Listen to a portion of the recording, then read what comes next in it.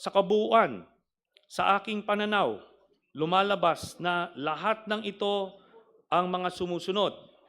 Una, si Sara Duterte ay kasangkot sa korupsyon noong unang pumasok pa lang siya sa gobyerno. Pangalawa, si Sara Duterte ay may mga tagong yaman na nakuha niya sa mga iligal na paraan. Pangatlo, si Sara Duterte ay hindi nagdedeklara ng kanyang tunay na yaman sa kanyang salin. Pang-apat, sina Sara Duterte at ang mga malalapit na miyembro ng kanyang pamilya na sina Rodrigo Duterte, Pulong Duterte, Baste Duterte, Hanilet Abansenya at Kitty Duterte ay tumanggap ng daang-daang milyon na pera mula kay Sammy Uy na isang kilalang drug lord. You're recognized, Honorable Trillanes. Salamat po. Ako po si Antonio Sani Fuentes Trillanes IV, Pilipino, may sapat na gulang at naninirahan sa 42 Ninang Virginia Street, BF Homes, Barangay 169, Caloocan City, Philippines. Matapos makapanumpa ng naayon sa batas ay buong layang nagsasalaysay na dati po akong naglingkod sa bayan bilang senador ng Republika. Matapos mahalal sa nasabing katungkulan noong Mayo 2007 habang ako po ay nakapiit. At muling nahalal para sa ikalawang termino noong 2013. Ang pangunahing plataforma ko ay ang paglaban sa korupsyon at pagtaguyod ng reforma sa ating gobyerno. Natapos ko ang aking ikalawang termino noong Hunyo 2019. Sa pagtupad ng aking tungkulin bilang senador, marami mga whistleblowers o mga informante ang lumapit sa akin.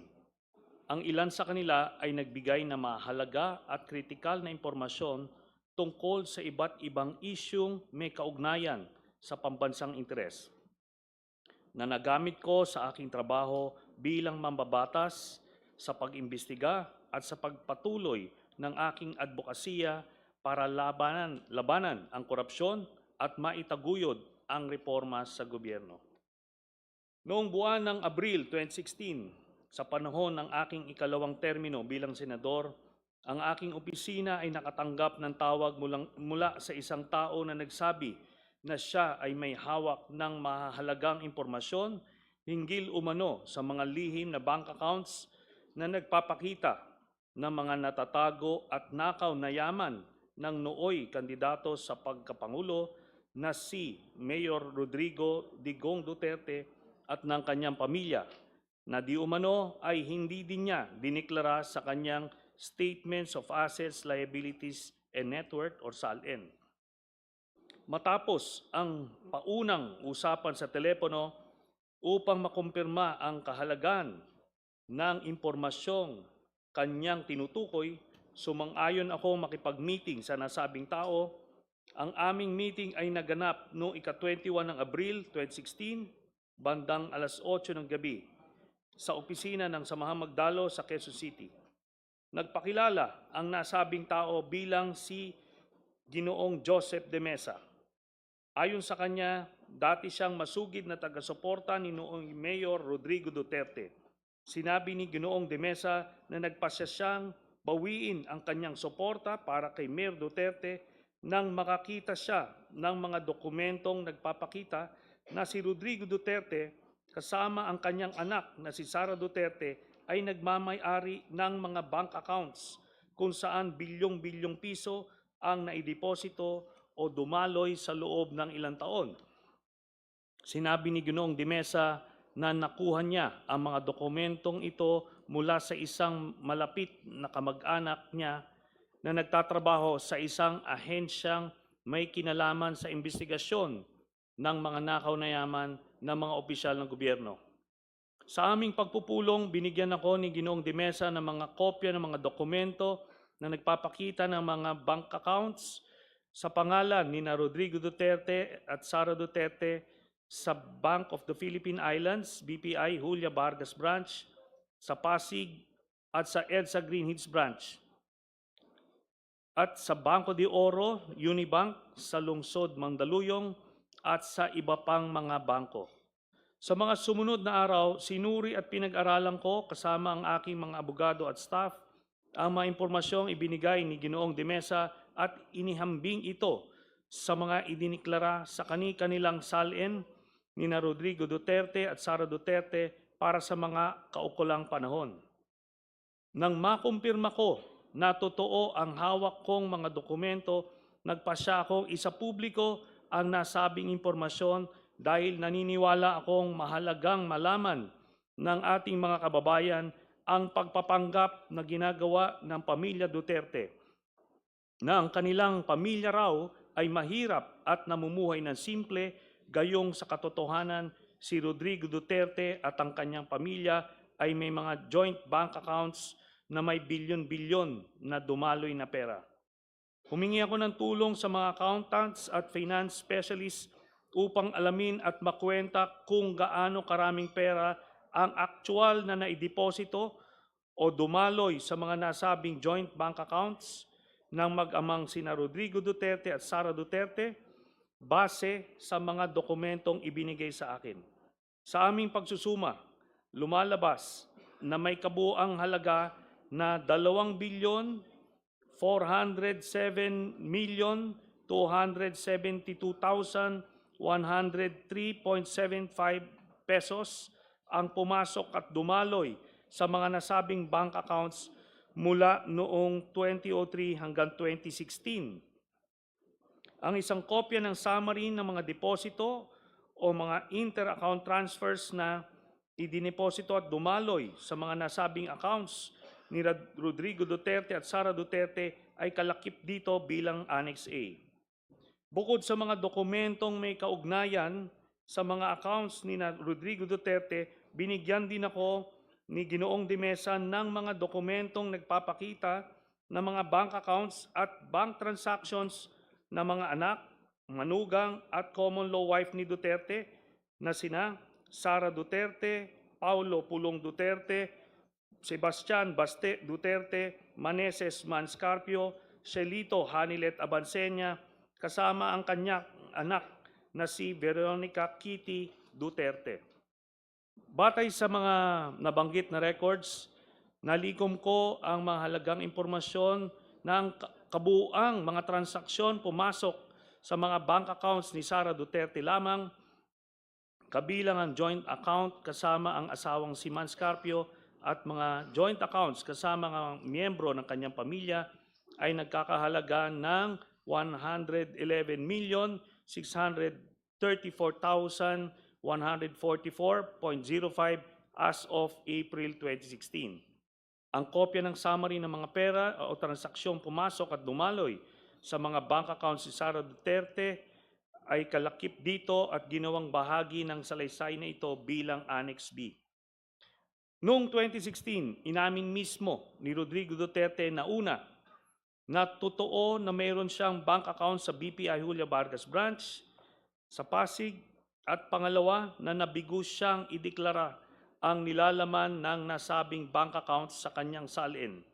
Ang pag-aming ito ni Rodrigo Duterte ay naganap matapos ko siyang hamunin ng lumagda ng waiver of secrecy of bank deposits. Sa panayam ni Rodrigo Duterte sa media, ipinagtapat niyang mayroong humigit kumulang 200 million pesos na deposits sa naturang bangko at inilihim niya sa kanyang salin. Sa particular, and I quote, a little less than 200 million.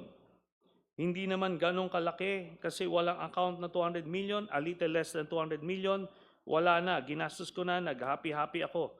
A little less than a million. End of quote, sabi ni Duterte.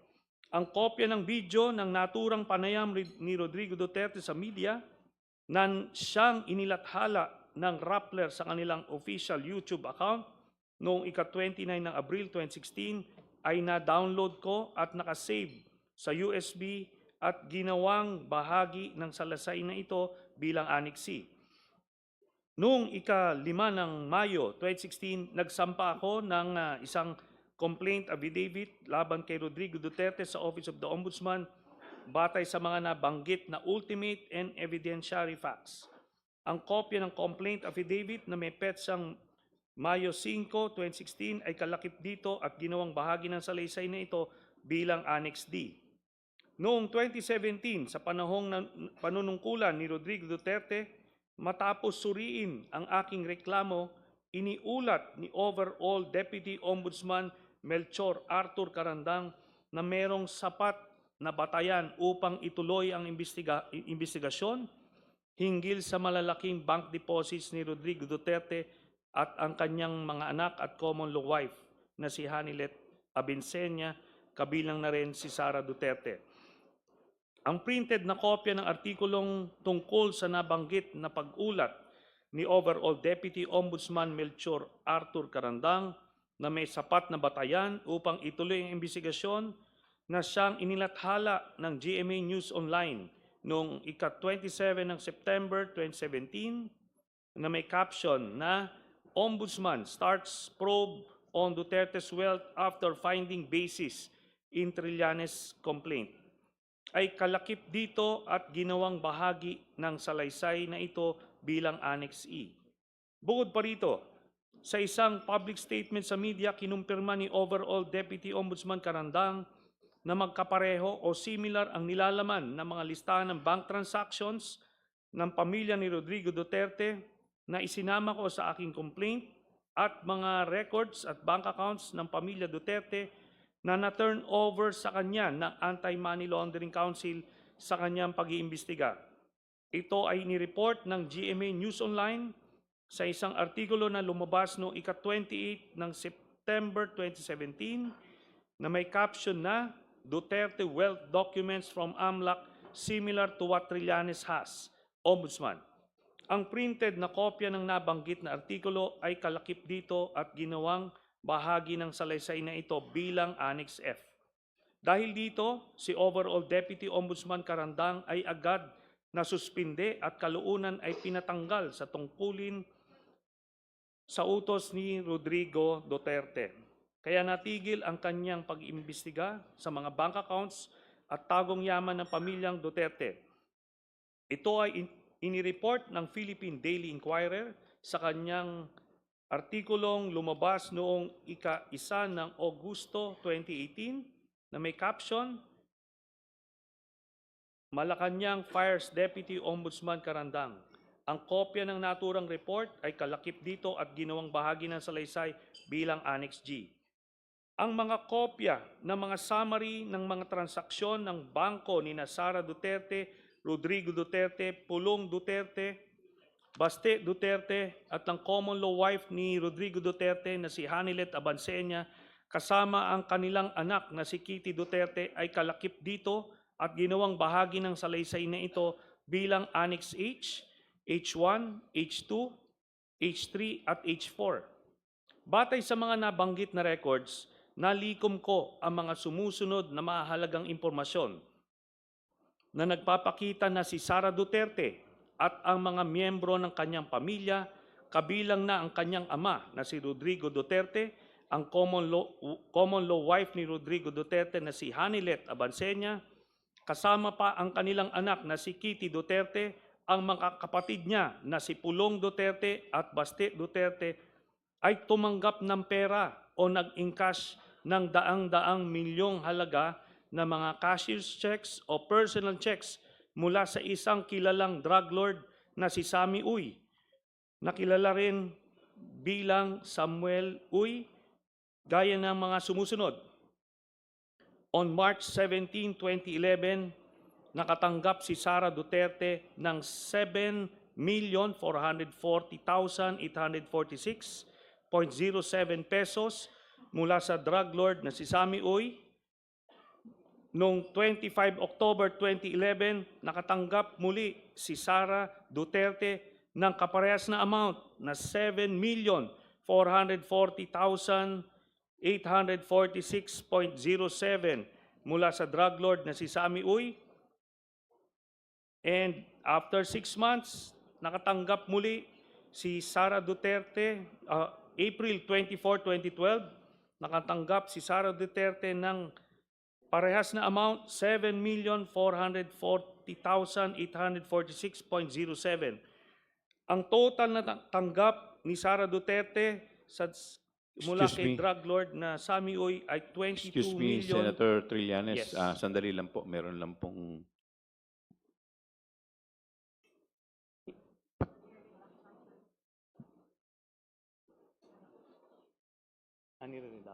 Please continue po. Okay. Ang total po na natanggap ni Sara Duterte mula dun sa drug lord ni si Sammy Uy ay 22,322,538.21 habang mayor siya ng Davao City. Mr. Chair, very good po. We were just about to request po na i-flash sana sa Congressman- screen. Sir We were Daniel. just about to request po sana to flash sa screen yung matrix, pero ito, naka-flash na po. Thank you. Thank you. Please proceed, Senator Trillanes. Si Rodrigo Duterte naman nakatanggap din ng 7,440,846.07 kaparehas nung kay Sara Duterte mula kay Sammy Uy noong 22 October 2012, nung 04 April 2013 muling nakatanggap ng pera si Rodrigo Roa Duterte ng 7,440,846.07 mula kay Sammy Uy. Ang total na tanggap na Rodrigo Duterte ay 15,656,692.14. Ito po ay mga manager's checks mula kay Sammy Uy. Kay Sebastian Duterte naman, noong 09 March 2011, nakatanggap si Baste Duterte ng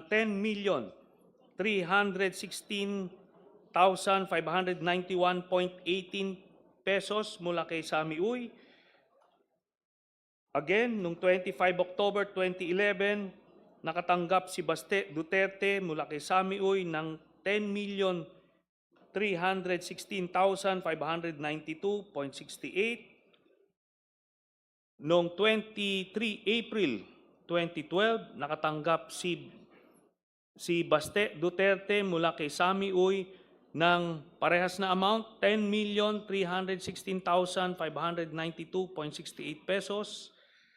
On 22 October 2012, nakatanggap muli si Baste Duterte mula kay Sammy Uy ng 10,316,591.18 pesos. Noong 10 April 2013, nakatanggap si Baste Duterte mula kay Sammy Uy ng 10,316,591.18 pesos. So ang total na natanggap ni Baste Duterte mula sa drug lord na si Sammy Uy ay 51,582,958.80 pesos, all in manager's checks. Kay Pulong Duterte naman, 14 March 2011, nakatanggap si Pulong Duterte mula kay Sammy Uy ng 9,703,609.39 pesos. On 25 October 2011, nakatanggap si Pulong Duterte mula kay Sammy Uy ng 9,703,609.39 pesos. On 24 April 2012, nakatanggap si Pulong Duterte mula kay Sammy Uy ng 9,703,609.39 pesos. On 22 October 2012, nakatanggap si Pulong Duterte mula kay Sammy Uy ng 9,703,609.39 pesos, all in manager's checks. Ang total na natanggap ni Pulong Duterte mula sa drug lord na si Sammy Uy ay 38,814,437.65 pesos. On March 29, 2011, nakatanggap naman si Hanilet Abansenya mula kay Sammy Uy ng 10,655,371.81 pesos. On 25 October 2011, nakatanggap si Hanilet Abansenia joint with Kitty Duterte ng 10,655,371.81 pesos mula kay Sami Uy. On 23 April 2012, nakatanggap muli si Hanilet Abansenia joint with Kitty Duterte mula kay Sami Uy ng 10,655,373.31 pesos. On October 22, 2012, nakatanggap si Hanilet Abansenia joint with Kitty Duterte mula kay Sami Uy ng 10,655,373.81 pesos. On 10 April 2013, nakatanggap si Hanilet Abansenia joint with Kitty Duterte mula kay Sami Uy ng 10,655,373.81 pesos in manager's checks. Ang total na natanggap ni Hanilet Abansenia joint with Kitty Duterte mula sa drug lord na si Sami Uy ay 53,276,860.55 pesos.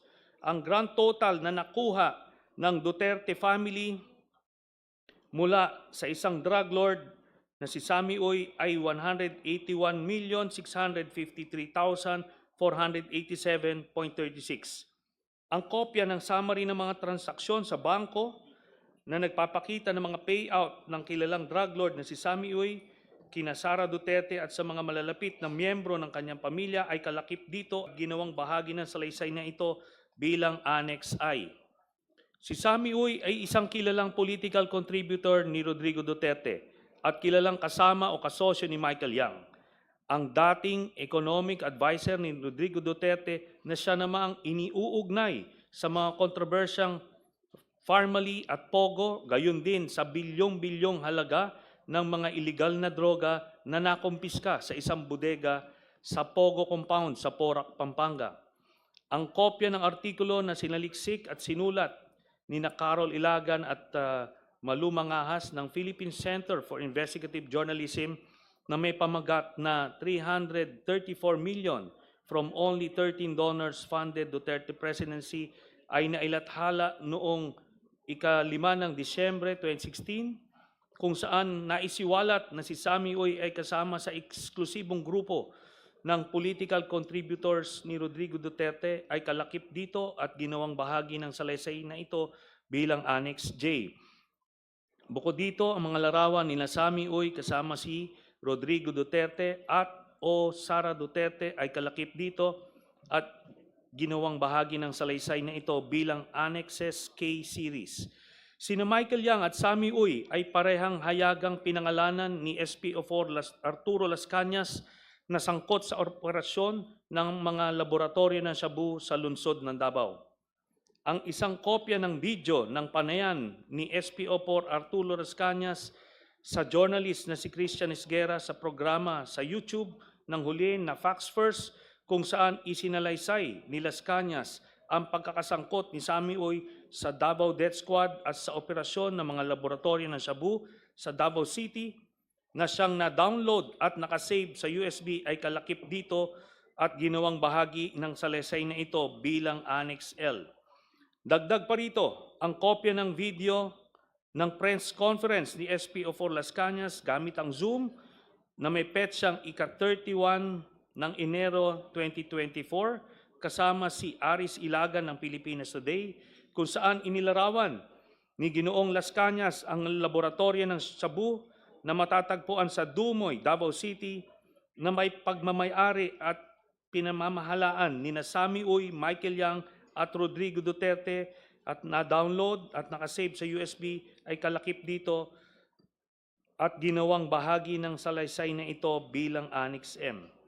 Gayun din, ang kopya ng video ng press conference ni SPO4 Las Cañas gamit ang Zoom na may petsa ika-31 ng Enero 2024 kasama si Aris Ilagan ng Pilipinas Today, kung saan ibinunyag ni Ginoong Las Cañas ang isa pang laboratorio ng Shabu na matatagpuan sa Green Heights Subdivision ng pagmamayari at pinamamahalaan din ni Sami Uy at Michael Yang, ganun din ang pagpaslang ng mga kawawang construction workers doon na na-download at nakasave na sa USB at kalakip dito ginawang bahagi nito bilang Annex N.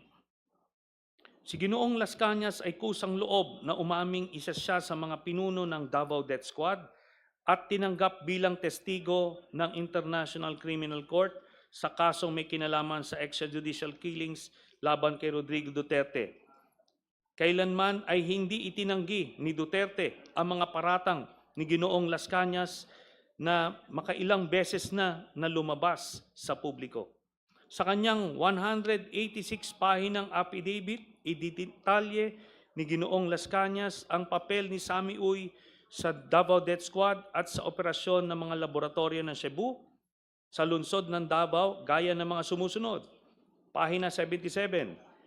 The several circumstantial events that raise my doubts and suspicions on Mayor Rodrigo Duterte's sincerity and honesty on his illegal drugs campaign because Michael Yang, sponsor and patron in Davao City, was Mr. Sami Uy, also a bosom friend of Davao City Mayor Rodrigo Roa Duterte. Pahina 112, it was Sami Uy who ordered Ben Laud to start the slaughter of the alleged suspects one by one, allegedly to extract confession. However, until the last one, no one among them confessed. According to Ben Laud, it was Mayor Duterte who ordered him and cleared the killing of the alleged suspected robbers through Bongo. Sa pahina 117, Sonny Benaventura in a teasing manner described to me that Sami Uy is a gambling and shabu mafia in Davao City. Sa pahina 182, I say and declare and truthfully that the person of Mayor Rodrigo Duterte and his son Paulo Pulong Duterte are directly involved in the illegal drug trade in Davao City. Mayor Rodrigo Roa Duterte in partnership with Michael Yang and Sami Uy, and Pulong Duterte in partnership with Charlie Tan. Mayor Rodrigo Roa Duterte also had police enablers in Bato de la Rosa and Wilkins Villanueva in the illegal drug trade. Sami Uy has an import-export business in Davao City. He also owns a cockpit arena in Matina, Davao City. Sami Uy is Mr. Michael Yang's patron friend in Davao City. I know it also through Michael Yang's custom broker, Mr. Randy Usman, my friend and associate in smuggling activities in the port of Davao in year 2012. Also in the massacre of subdivision construction workers I discussed above, Sami Uy was a participant in the said murders in the Laud Quarry. The DDS group on orders of Mayor Rodrigo Duterte, quote-unquote, erased the workers because they informed the police about the existence of a shabu lab in Green Heights subdivision, which was owned by Michael Yang. Mayor Rodrigo Roa Duterte, Sami Uy, and Michael Yang are friends and close to each other. I saw them personally together in hotels in Davao City and in several occasions.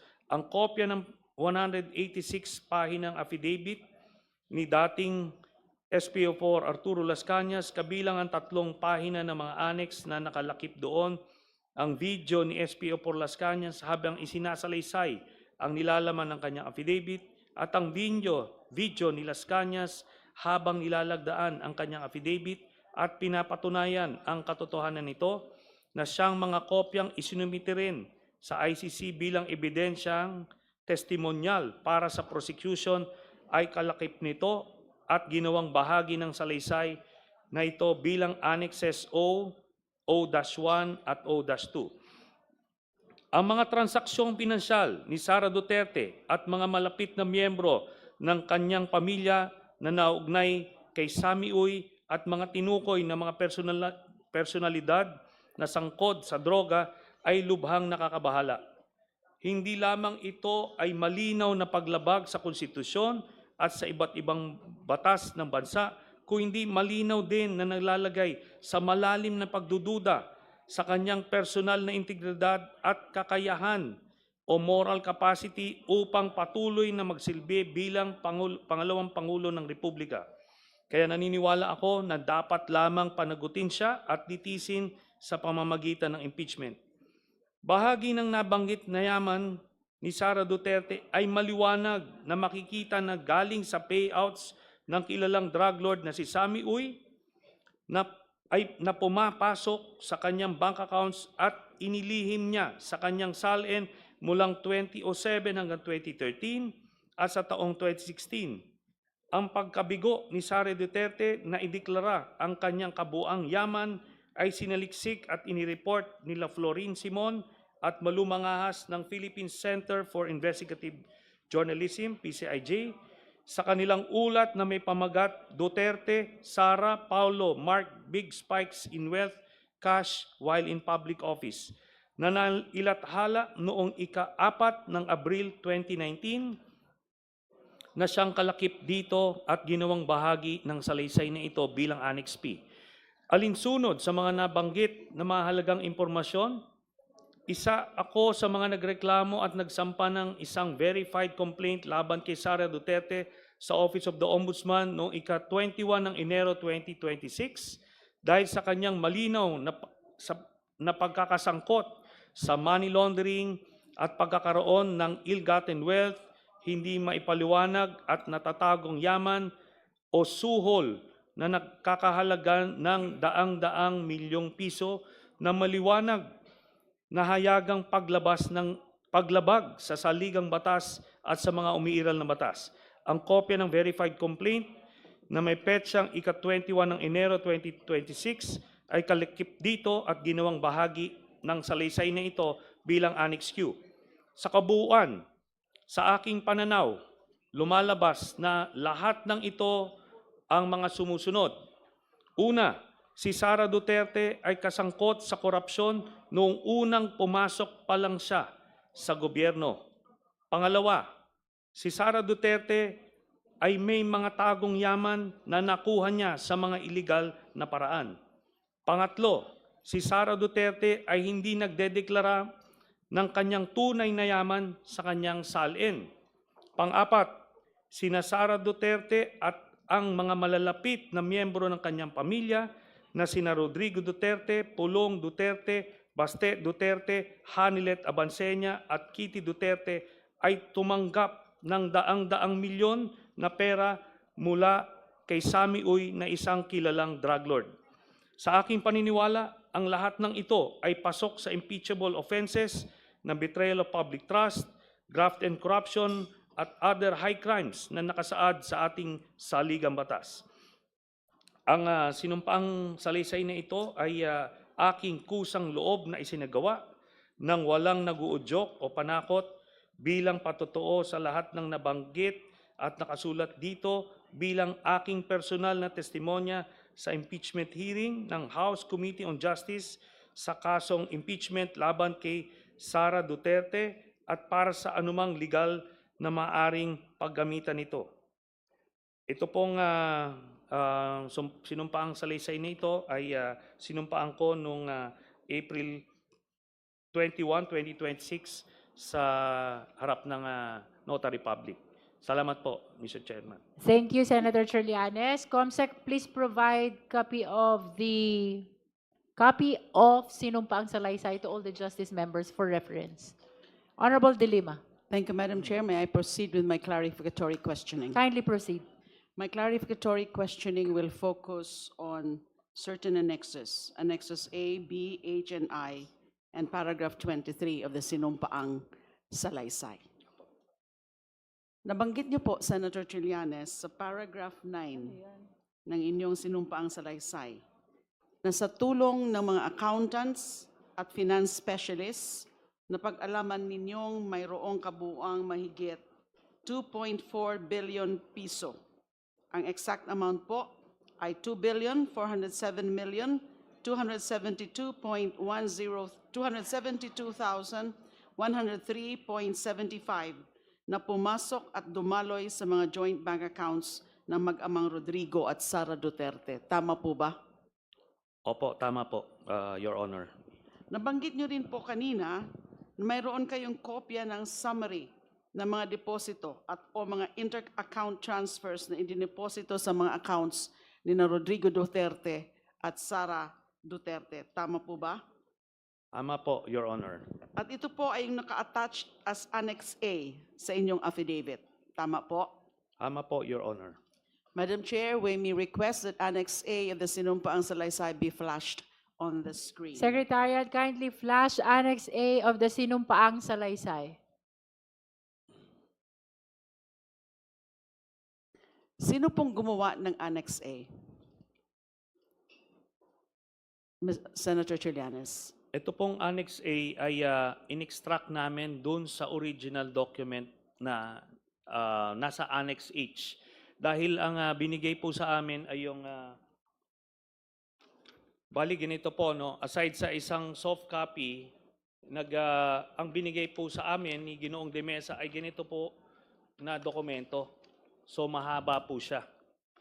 Yung So- kabuuan po yan, yung Annex H. Yes. Yung Ito po, kabuuan, actually, ang parang kompleto. Yun po ang sinasabi nyo. Opo. At ito yes, pong sir. Annex A ay alin naman po Ito as naman- extracted from that? In-extract po ito lahat po ng naideposito o nag-credits doon sa joint account ni Sara Duterte at ni Rodrigo Duterte po. Okay, Your Honor. wala pa po ba yung...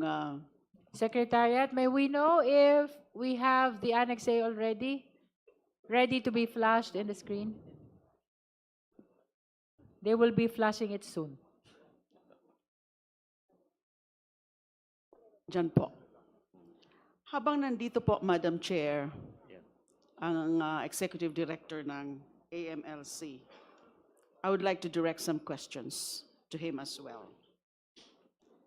Gusto ko po sanang ipa-verify sa Honorable Executive Director. Ang ilan? Pipili po ako ng 5. Parang may pagka-random po yung pagkakapili ko ng 5 na mga entries dito sa Annex A na siyang summary ng mga deposito o mga inter-account transfers na indineposito sa mga accounts ni Rodrigo Duterte at Sara Duterte. Maaari ho bang gawin yon, yung pag-verify sa dala-dala nyo na records? Naisabit ko na po, Madam Chair, yung records. But if this is part of your report, perhaps you can verify. If there are specifics that I can Yes. check with the report, Hali- if it's part of the report. If the accounts are, if the transactions are part of the subpoenaed documents of AMLC, I think the executive director can confirm whether or not the same pertains to the same transaction. Halimbawa po, Annex A, number 9 po sa listahan. Base po dito, Annex A number 9. Annex A, number 9 ng listahan po. Mayroong pumasok na mahigit 55 million or exact amount, 55,131,747.32 noong March 26, 2014. Can we mark number 9? It's There. March 28, Your Honor. Oh yes, I stand corrected. It's March 28. So mako-confirm niyo ho ba? Please limit your confirmation to whatever appears only in the report of the AMLC. Base po ba sa documents na sinabit ninyo sa committee, ang transaksyon ito ba ay nasa suspicious or covered transactions report ninyo? Madam Chair, what I have with me are just copies of the financial reports. The CTRs and STRs were actually submitted already. This involved the voluminous accounts. If we want, we can go over this and check these accounts specifically if just to confirm whether there is this transaction or not. Perhaps you can ask some of the AMLC officials to do the confirmation. Kong Laila, since there are voluminous records, where to check the identified transactions from the attachment of Senator Trillanes, perhaps we can advance Yeah. the transactions which you want to be confirmed. And Yes, then they will be actually, checking. Actually, I've chosen only 5 each 5 entries of each of these annexes para hindi naman po marami yung i-confirm ng ating AMLAC. So para po for Annex A, ito po ang Closer to the microphone, ma'am. ito po ang gusto ko po sanang ipa-confirm kung kasama ang mga transaksyon ito sa suspicious or covered transactions report nila. So number 1 is the page 1, number 9 sa listahan, 55 million noong March 28, 2014. Next would be same page 1, number 16 sa listahan. Meron ho bang pumasok na mahigit 41 million?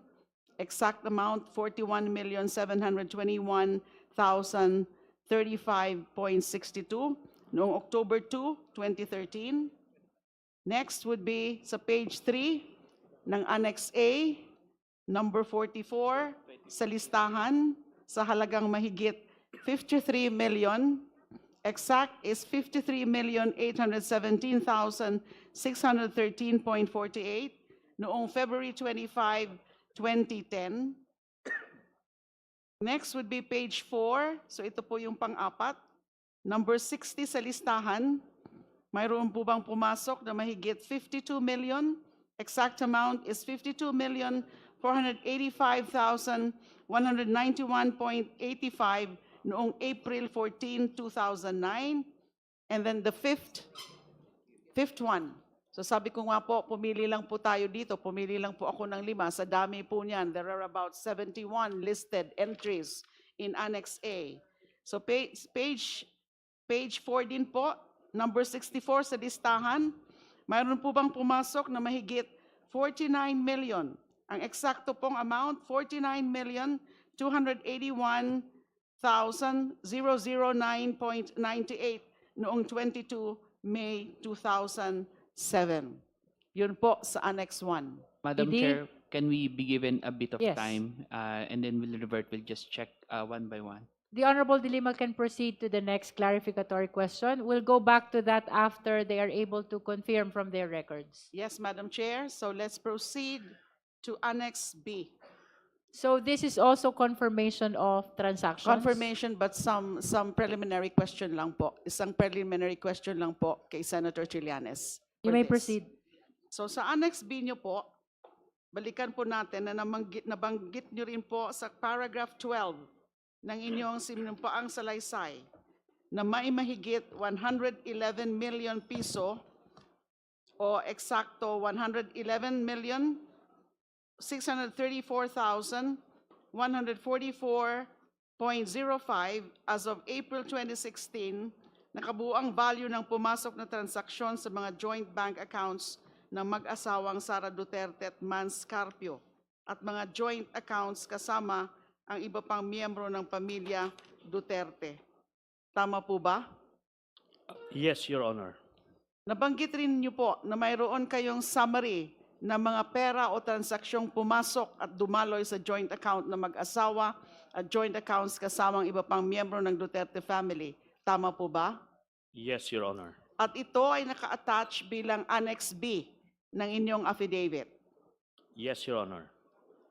So, maari po ba nating ipakita rin ang Annex B sa screen? Secretariat, please flash Annex B of the sinumpaang salaysay of Senator Trillanes. At yun ba ho bang Annex B? Ganon din po kanina, na sabi niyo po ay in-extract yun sa Annex H, yung pinakakumpleto na mga transaksyon. Yes, Your Honor. At sino rin po ang gumawa nito? Yun din pong aming mga financial specialist and lawyers at staff po, Your Honor. With respect po sa Annex A, just like sa Annex B, just like sa Annex A po, ito rin po ang ipapa-confirma ko sa Amla, please AMLC. take note of the transactions which will be mentioned by the Honorable Dilima for your verification and confirmation. 5 rin po ito.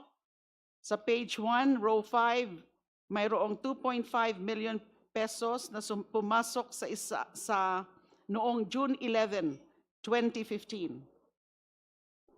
Next would be page 2, row number 19, mayroong pumasok na 2,987,542.24 noong December 6, 2013 under the name Sebastian Duterte, Sara Duterte, Paulo Duterte, Elizabeth Duterte.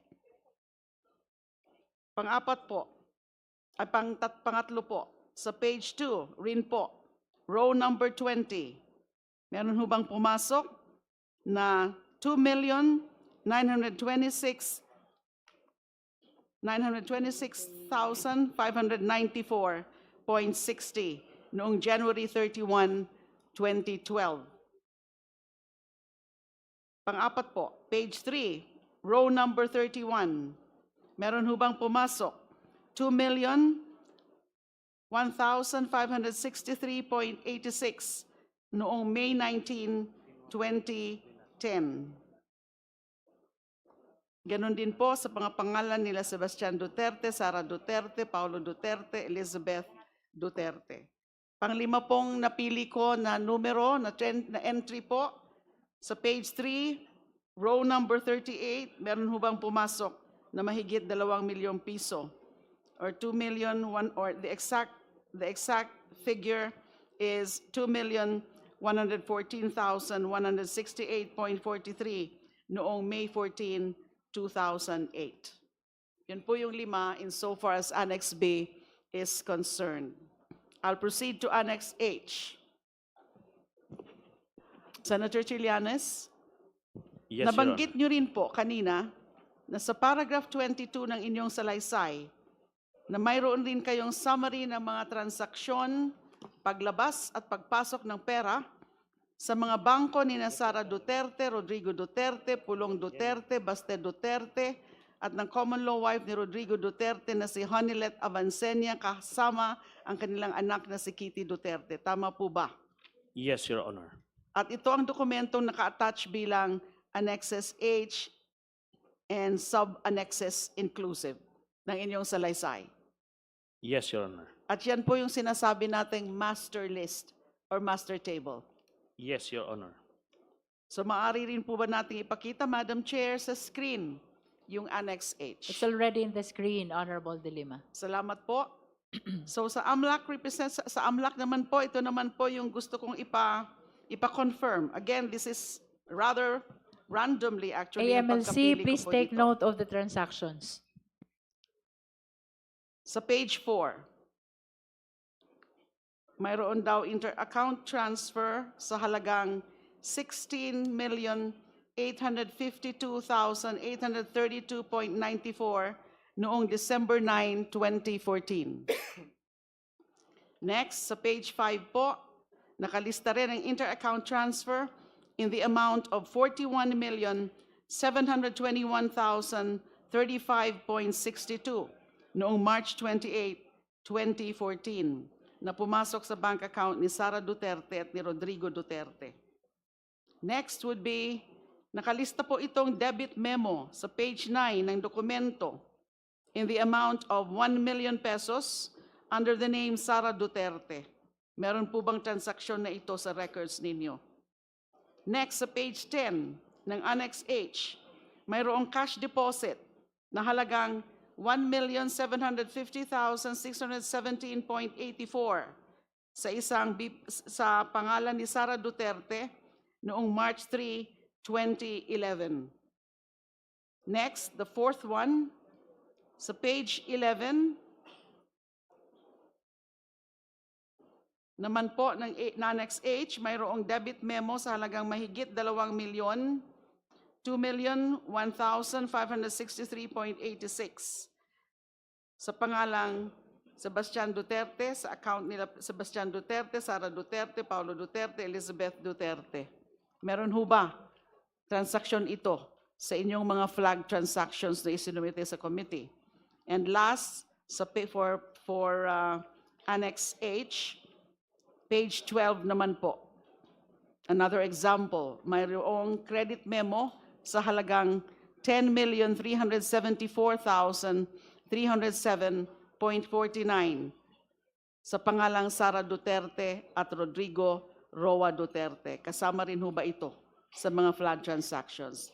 I wish to point out, Madam Chair, na sa pagpili ko po dito, nung mga parang mga random entries, ay hindi ko na po siyempre sinama yung mga napili ko rin doon sa Annex A and Annex B dahil ito nga pong Annex H is already the master table.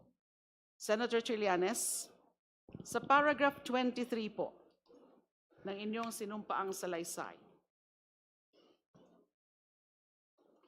nabanggit nyo rin na base sa impormasyong inyong nakalap, tumanggap ng pera o nag-encash ng cheque si Sara Duterte at iba pang miyembro ng kanyang pamilya mula sa isang kilalang drug lord na si Sammy Uy o Samuel Uy. Tama po ba? Yes, Your Honor. At ito ay naka-attach bilang Annex I ng inyong affidavit. Tama po ba? Yes, Your Honor. May we flash again, may we flash also, Madam Chair, Annex I on the screen. Secretariat, kindly flash Annex I.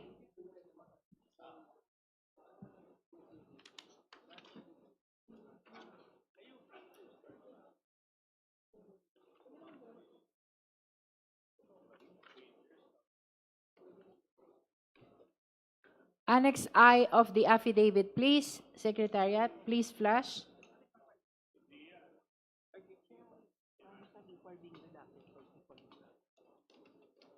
Secretariat is requesting for few minutes. There. Opo. Alala ko rin po, nabanggit nyo, na itong mga transaksyon na ito, mga entries na ito, para na ang recipient ay si Sara Zimmerman Duterte, Rodrigo Roa Duterte, Sebastian Duterte, Paulo Duterte, at Shelito Avancenia, na supposedly galing kay Samuel Uy, kilalang drug lord na si Samuel Sasami o Samuel Uy. Mga nasa manager's checks po ito. Tama po ba? Yes, Your Honor. At kapansin-pansin din po, na karamihan ng entries dito, kasama na yung, yung kung saan ang recipient ay si Sara Zimmerman Duterte, uniform amount. Di ho ba? Yes, Your Honor. Kay Sara Duterte, yung dated March 17, 2011, October 25, 2011, and April 24, 2011, lahat po yun, yung tatlo na yun, ay in the amounts of 7,440,846.07 uniform amounts. Yes, Your Honor. And same with the one of Digong Duterte as well. Yeah, two of the three. Yeah, two of the Kay Digong Duterte, Rodrigo Duterte. Ganon din yung para kina Sebastian Duterte, mga uniform amounts in manager's checks. Yes, Your Honor. Ganon din po yung kay Paulo Duterte, uniform amounts. Yung kay Sebastian Duterte po, uniform amounts of 10,316,592.68 or 0.18 or 0.68. At yung kay Paulo Duterte, uniform amounts of 9,703,609.39. At yung naman kay Shelito Avancenia, uniform amounts din po, limang entries po ito, 10,655,371.81. Tama po ba? Doon po sa kay Hanilet Abansenya, same po yung last three, pero yung first two, less than 1 peso and 50 centavos. Okay. Parang ganun po. Halos pareho. Yes, Your Honor. Opo. At i-point out ko lang, Your Honor, na makikita nyo yung pattern ng deposito. Kaya tinawag ko ito na dividendo dahil meron pong pattern yung pag-deposit nila or pag-encash ng manager's check ng April or March tapos October.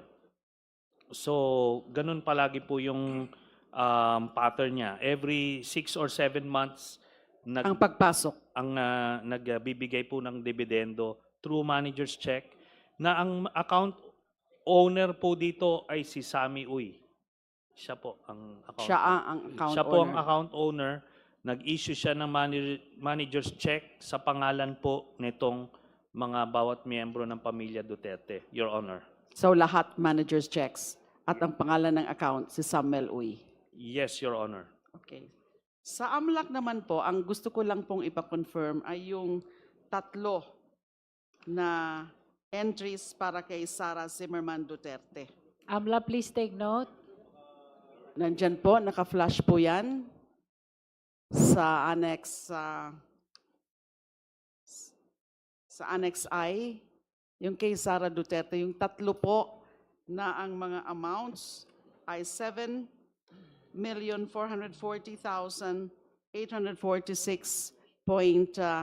7,440,846.07. Yung una po, pumasok ng March 17, 2011. Yung pangalawa po, manager's check din at same amount noong October 25, 2011. At yung pangatlo po, parehong amount noong 24 April 2012. So yun po ang gusto ko po sanang ikumpirma ng AMLAC kung kasama sila doon sa listahan, doon sa mga suspicious transactions. AMLA, please signify once you're ready to answer. And please limit your answer to the queries of the Honorable De Lima as to whether or not they are part of your report. That is to be consistent to the nature of our proceeding.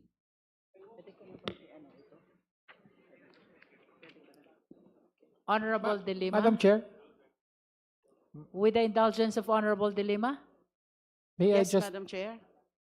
may I just ask a clarificatory question to the AMLC? the Honorable Tino is recognized. Thank you. They are Ah, busy going over the records. Opo.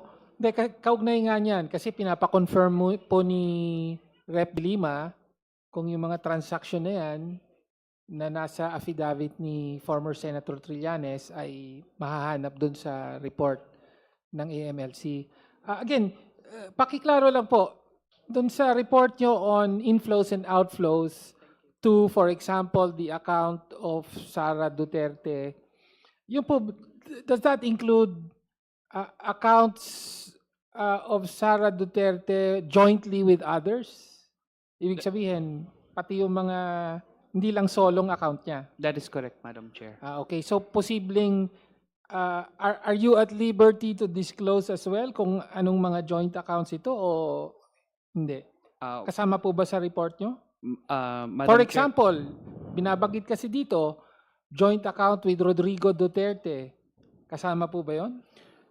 Madam Chair, in our report, our focus was on the transaction. Okay. So there are some accounts that were mentioned, but they are not identified on the basis of the personalities. So as we mentioned earlier, we're not really looking at the personalities. We're looking at the flow of money. So when we analyze, it's more on the money trail.